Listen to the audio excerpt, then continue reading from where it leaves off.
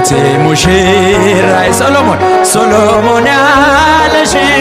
ማርያም አበባዬ ሶሎሞን ያለሽ እኔም ልበልሽ እናቴ ድንግል ሆይ ግቢ ከቤ እኔም ልበልሽ እናቴ ግቢ ወርቀ ዘቦ ለብሰው በቤቱ ከሞሉት በሐርና በወርቅ ከተሽቆጠቆጡት በሰው ፊት ያማሩ ብዙ ሆነው ሳለ ጌታ ግን ወደደሽ እናቴ። ነይ በደመና በሏት